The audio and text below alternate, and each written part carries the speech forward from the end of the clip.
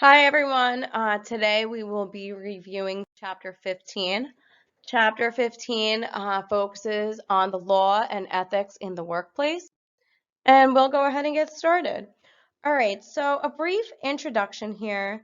So there's been a lot of study over a period of time of looking at the workplace, including personnel and human resource management, how it's all intertwined with law and ethics. And at every turn, a manager or an organization considers whether to take action or to refrain from taking action with regards to concern an employee must consider legal protections that are afforded to employees under federal, state, and local laws. Employees must be well versed in their rights concerning employment if they are to fully participate in the workplace. At the same time, managers and employees must be well versed in the role that ethics play in employment. This chapter is really going to focus on employment law and ethics, and it will begin with an overview of the types of employees present in today's workplace. The chapter is then going to continue on with a discussion of employee rights and how they are applied in the workplace, with a discussion of the relationship between ethics and law provided. So employment is the process of providing work, engaging services or labor, and paying for the work that's performed. Employers provide work, services, labor, and pay for the work that is performed. Employers are traditionally the healthcare organization. So it would be the hospital, private practice, skilled nursing facility. An employee is the person that's hired by another to work for wages or a salary. An employee is you, sitting right here in the class. It's me, okay? We're employees. I am an employee of Suffolk County Community College, okay?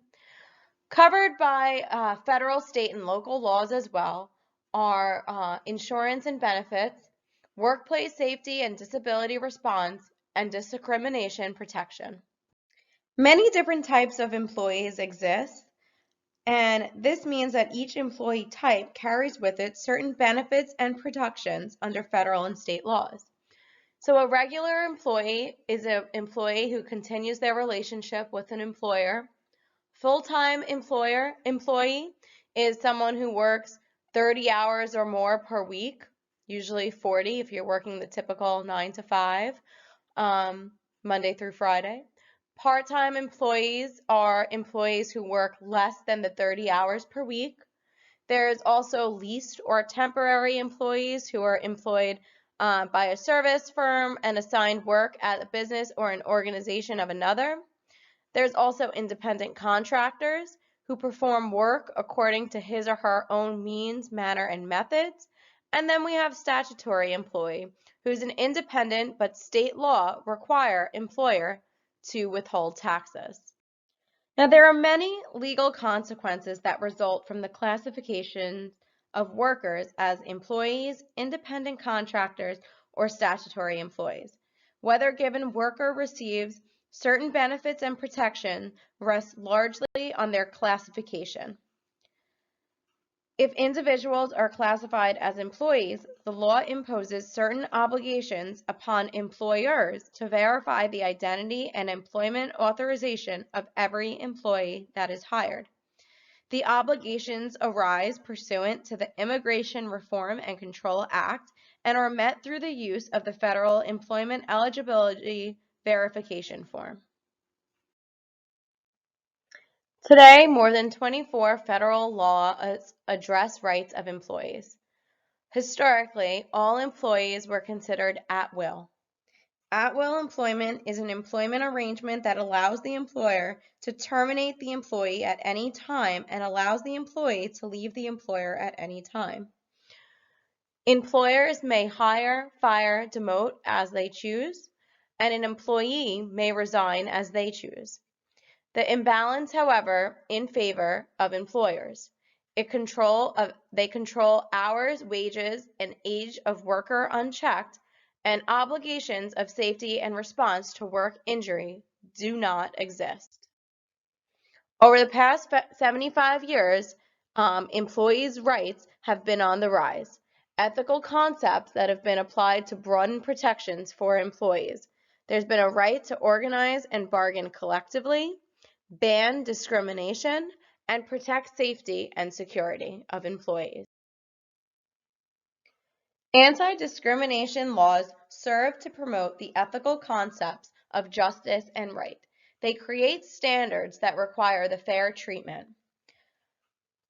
Virtually all private employers, employment agencies, and labor organizations in the U.S.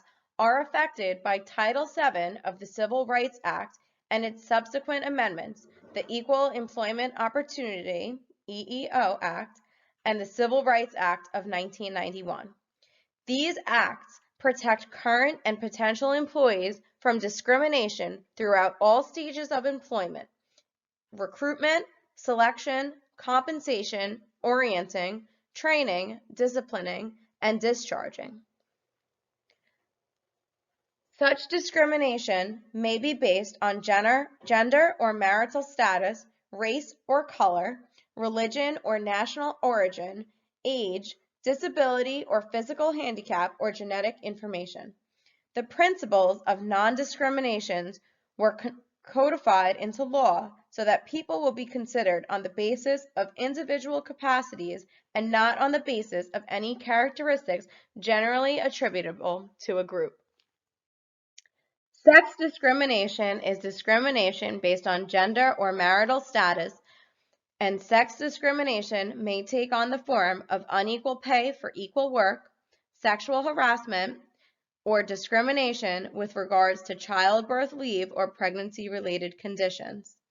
Prohibitions against sex discrimination are meant to stop hiring, promotion, and work practices that are based on gender stereotypes. Wage inequities between the genders for equal work are prohibited by Title VII, the Equal Pay Act, and the Fair Labor Standards Act. All three of these laws apply to jobs that are considered substantially equal, meaning they are performed under similar working conditions and require equal skill, effort, and responsibility. Wage differences are allowed when they reflect a legitimate, pre-established seniority system, merit system, or system that measures earning by quantity or quality of production. Sexual discrimination also encompasses sexual harassment. Sexual harassment refers to unwelcome sexual advances, requests for sexual favors, and verbal or physical conduct of a sexual nature made in return for job benefits, promotions, or continued employment. Employers seeking to prevent and eliminate sexual harassment can do so by developing a comprehensive policy, publicizing that policy, investigating any complaints promptly and adequately, and taking action appropriately to the situation. Another form of sexual discrimination involves childbirth leave or pregnancy-related condition. The Pregnancy Discrimination Act bars discrimination based on pregnancy, childbirth, and related medical conditions. The Family Medical Leave Act, FMLA, allows an employee to take up to 12 weeks of unpaid leave in any 12-month period for the birth, adoption of a foster care of a child, to care for a child, spouse, or parent with a serious health condition, or to recuperate from a serious health condition that makes it impossible to work. Discrimination based on the race or color constitutes unlawful discrimination under Title VII of the Civil Rights Act. Examples of harassment include the use of ethnic slurs, racial jokes, offensive or derogatory comments, or other verbal or physical conduct based on an individual's race or color. Title VII also bars discrimination based on a condition that predominantly affects one race, absent a showing of a business necessity and a relationship to a job. Religious discrimination in employment is barred pursuant to the provisions of Title VII as well. It makes it illegal to consider adherence to a particular faith the basis on which to deny an applicant a job. Title VII requires employers to reasonably accommodate the religious practices of employees and job applicants unless doing so causes an undue hardship. Religious practices or beliefs include moral or ethical beliefs concerning what is right or wrong that are sincerely held with the strength of traditional religious views. Title VII also bars the discrimination based on national origin, including birthplace, ancestry, culture, or linguistic characteristics that are common to a specific ethnic group. Such discrimination may include denying employment based on an individual's accent or manner of speaking or harassment through the use of ethnic slurs and other verbal or physical conduct relating to an individual's national origin. The Immigration Reform and Control Act prohibits discrimination based on whether the person is or is not a U.S. citizen. Together with these last two laws serve as the basis for protecting workers from discrimination based on a national origin. Federal law offers protections to workers who are 40 years of age or older. The Age Discrimination in Employment Act bars discrimination because of a person's age and applies during both the employment and pre-employment stages, making it unlawful to include age preferences, limitations, or specification in job notices or advertisement.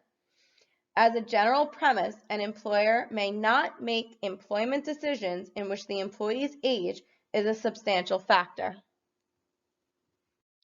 The Older Works Benefit Protection Act bars discrimination in benefits because of a person's age.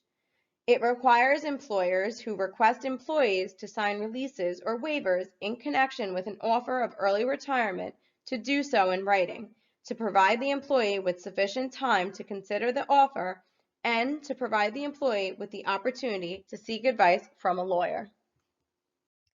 Disability discrimination is covered under both the Rehabilitation Act and the Americans with Disabilities Act.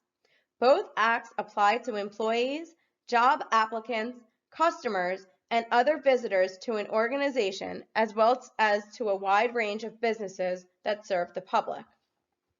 Within the employment context, these acts operate to protect employers and job applicants from discrimination based on a disability, the perception of a disability, or a past record of impairment, such as illness that has been cured, controlled, or is in remission.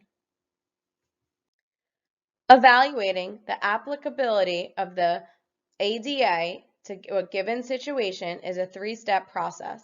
You have to determine qualifications, disability, and reasonable accommodations.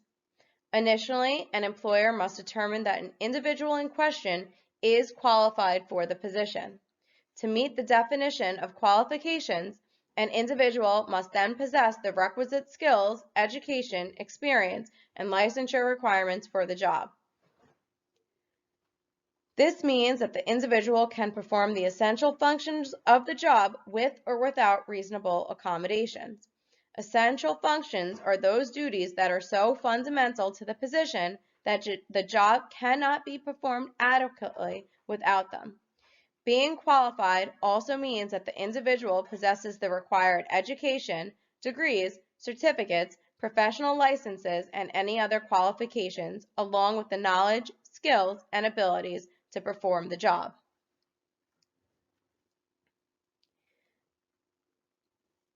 The burden rests on the individual to demonstrate that she or he possesses the requisite job qualifications and can perform the essential functions. If the individual cannot perform the essential functions or show that they possess the requisite job qualifications, they are not considered qualified for the job and the ADA evaluation process ends. It is not always apparent whether an individual will be able to perform the essential functions of a job. In those instances, medical information will be necessary. After determining that the individual is qualified, the employer must then decide whether the individual possesses a disability. Disability refers to the physical or mental impairment that substantially limits one or more of the major life activities of an employee. A record of such an impairment or being regarded as having such an impairment. Guidance for this determination can be obtained from the regulations of the Equal Employment Opportunity Commission, which indicate that the issue turns on 1. The nature and severity of the impairment, 2. The duration or expected duration of the impairment, and 3. The permanent or long-term impact of the impairment. The EEOC has already established certain impairments as constituting disabilities, such as cerebral palsy, epilepsy, muscular dystrophy, mental retardation, and HIV and AIDS infection, to name a few. The burden rests on the individual to show that her impairment is a disability. Not all impairments constitute disabilities, since they may not substantially limit one or more major life activities. The employer may also consider corrective or mitigating measures when determining the existence of a disability. If there is no disability, the ADA evaluation process ends. The most challenging aspect for an employer with complying with ADA is to determine the reasonable accommodations for qualified individuals with disabilities without incurring undue hardship to the employer. A reasonable accommodation is any change in the work environment or in the manner in which things are customarily done that enables a qualified person with a disability to have equal employment opportunities. As with the question of disability, medical documentation may be necessary to determine the individual's functional limitations. Examples of reasonable accommodations that an employer may provide are here below.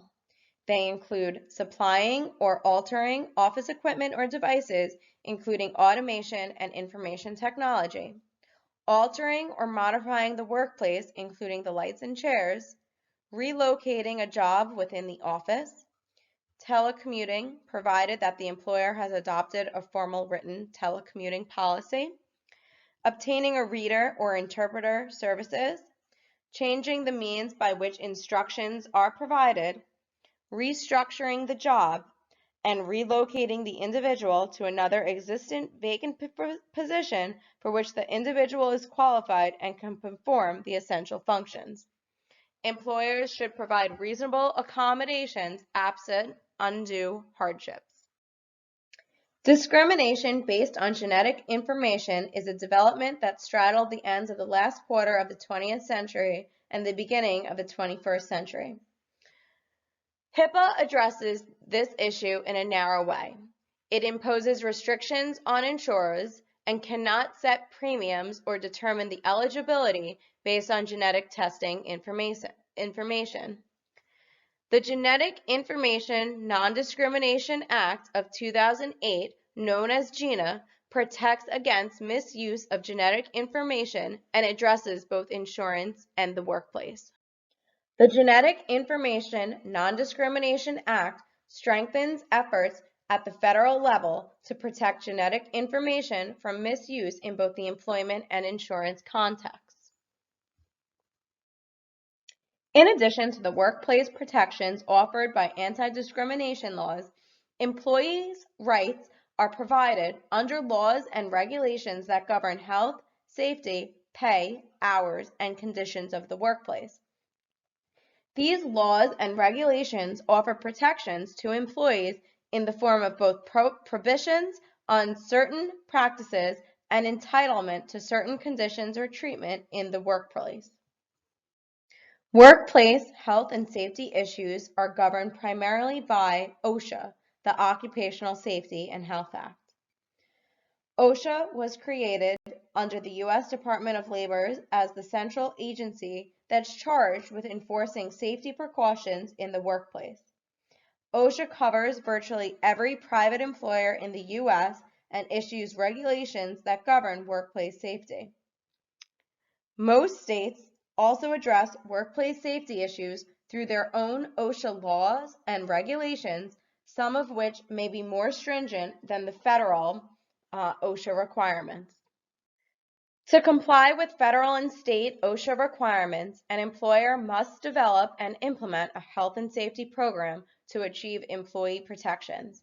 The recommended components of a health and safety program are included below and include clear designation of responsibilities of management and line staff, provisions for conducting inspections and abating hazards, including health and safety checklists, establishment of a safety committee, designation of a safety manager, or identification of a safety liaison with the building landlord, training of all management and line staff, including health and safety education, record keeping and reporting, and self-evaluation of the health and safety program. There are several federal statutes that address the hours, pay, and conditions under which employees work. The Federal Labor Standards Act offers workers with specific protections against excessive work hours and substandard wages. Often referred to as the minimum wage law, the Federal Labor Standards Act establishes the minimum wage that must be paid to employees. The Equal Pay Act provides wage protections for workers who perform the same or substantially similar jobs. The Employee Retirement Income Security Act addresses employee pensions and other benefit programs. This act offers protections by establishing minimum standards for pension and welfare plans and barring discriminatory treatment of individuals with regard to their entitlement and use of benefits. For this act's purpose, welfare plan includes health and the life insurance plans. This act does not require employers to establish pension and welfare plans. Instead, it merely regulates those employers who do establish them. The National Labor Relations Board establishes fair collective bargaining procedures and identifies unfair labor practices. The National Labor Relations Board also oversees labor union representation elections and hears disputes related to labor law. Many unions work to negotiate better working conditions, benefits, and employment contracts for their members. Unions also work to resolve workplace disputes through structured grievance procedures. Workers' compensation is a program that's designed to replace income and provide medical expenses to employees who are injured, become ill, or die as a result of their jobs. This program benefits not only employees and their dependents, but also offers protections to employers from being sued for those injuries, illnesses, or deaths that occur on the job and are covered by the Workers' Compensation Program. Unemployment insurance is a program designed to provide regular income to those who have lost their jobs. Funding for this program comes from a tax on employers. Unlike workers' compensation, this tax is paid by the employer to both the state and federal governmental entities who jointly run the program. Unemployment insurance covers a broad spectrum of the workforce as long as minimum requirements are met. Some employees are disqualified from receiving benefits due to their behavior on the job or because of the time they left employment.